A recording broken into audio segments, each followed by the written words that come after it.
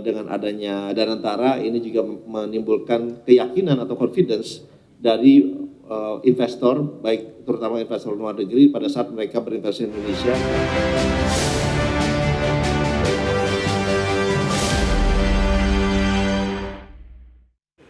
Kita mulai dengan informasi pertama pemirsa. Menteri Investasi dan Hilirisasi atau Kepala BKPM Rosan Roslani mengungkapkan hadirnya Danantara mampu menarik minat investor untuk berinvestasi di Indonesia. Rosan optimistis investasi di tahun 2026 akan menembus lebih dari 2.000 triliun rupiah atau naik 14,2%. Menteri Investasi dan Hilirisasi atau Kepala BKPM, Rosan Roslani optimis investasi di tahun 2026 bakal menembus 2.000 triliun lebih atau naik 14,2% lantaran peran Danantara yang semakin meningkatkan kepercayaan investor asing maupun dalam negeri untuk menanamkan modalnya di Indonesia. Rosan mengungkapkan pihaknya juga terus berupaya mendorong adanya reinvestasi dari para investor. Rosan juga optimis dalam 5 tahun terakhir realisasi investasi diharapkan mampu mencapai 13 triliun rupiah.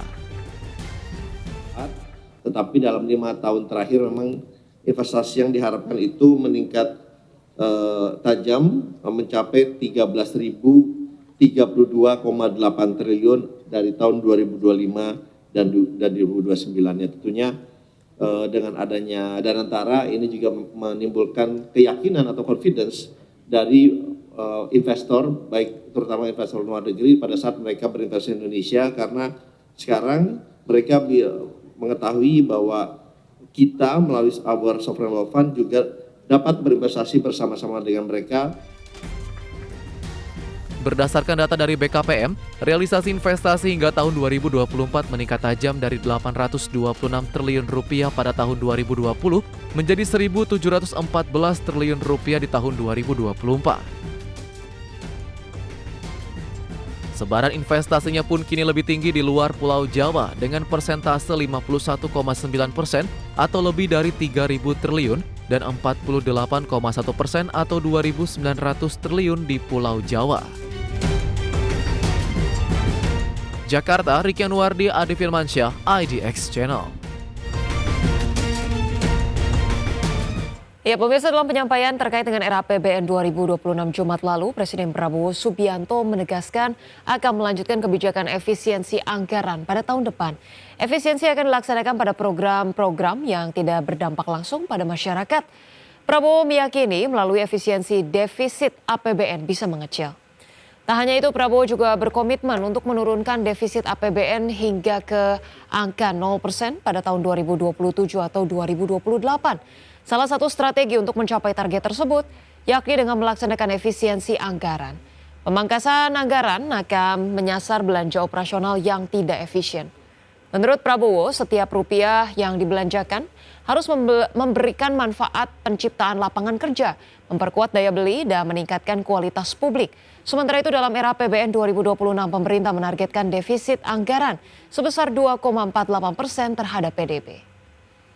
Pemerintah yang saya pimpin berjanji di hadapan majelis ini, kami akan terus melaksanakan efisiensi sehingga defisit ini kita ingin tekankan sekecil mungkin.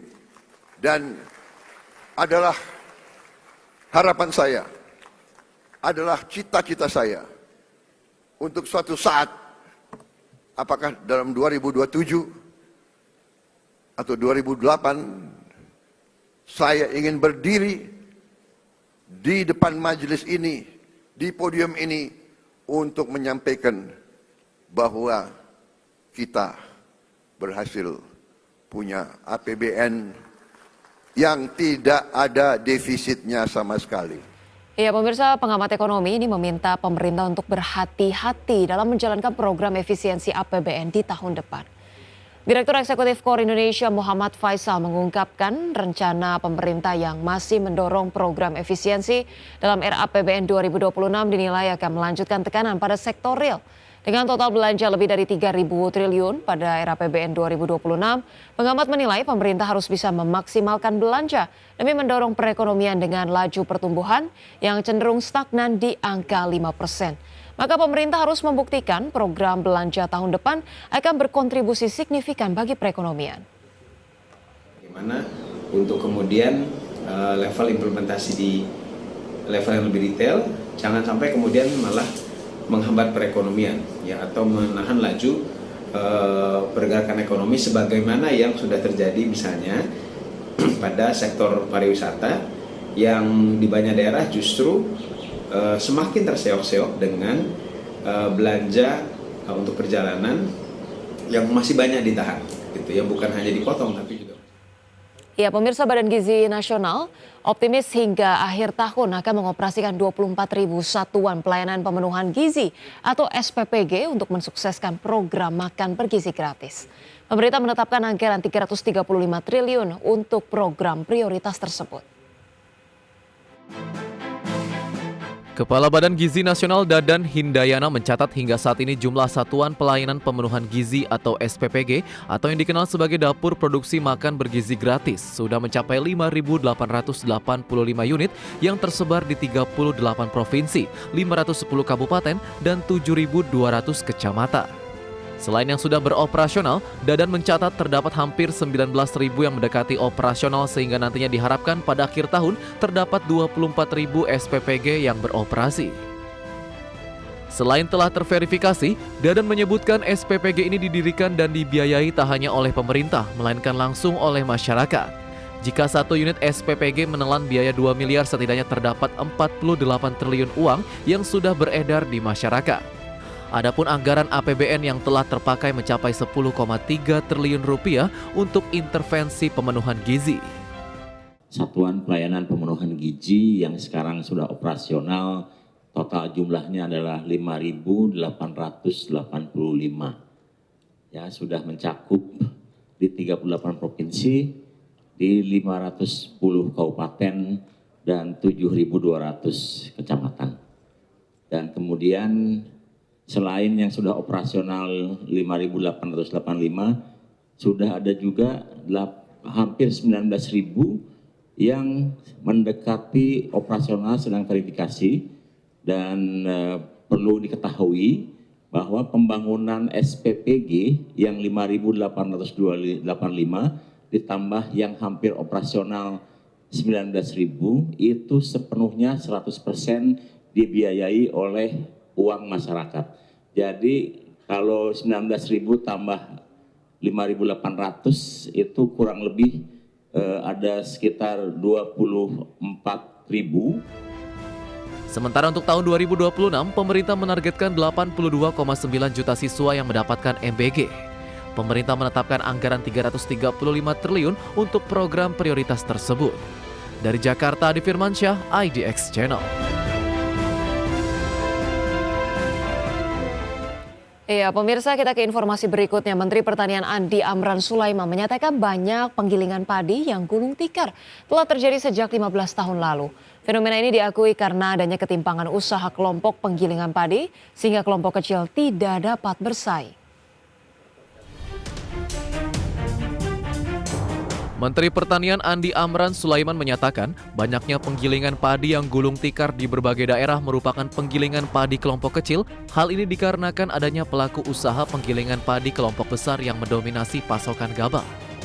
Amran juga mengatakan fenomena ini telah terjadi sejak 15 tahun lalu akibat adanya struktur pasar yang timpang antara pengusaha penggilingan padi. Pasalnya, kehadiran penggilingan padi kelompok besar ini membuat kelompok penggilingan padi yang kecil sulit mendapatkan bahan baku dan akhirnya operasional terganggu. Jadi kapasitasnya 116.000, kemudian 116 juta, kemudian padi kita hanya 65 juta. Itu kan? Benar nggak? Clear kan? Dan berikutnya mungkin 15 tahun yang lalu atau 20 tahun, tiba-tiba ada perusahaan masuk, perusahaan besar. Kapasitasnya kurang lebih 30 dengan menengah dengan besar itu 50 juta ton. Pertanyaanku, terganggu enggak yang kecil? Sudah selesai jawabannya. Amran menambahkan faktor musiman juga diyakini turut membuat operasional penggilingan padi kelompok kecil sulit beroperasi. Pasalnya 70% produksi padi Indonesia terjadi pada semester pertama. Akibatnya, sebagian besar gabah pada periode tersebut sudah giling, sehingga pada periode semester kedua pasokan bahan baku berkurang. Jakarta, Rikian Wardi, IDX Channel.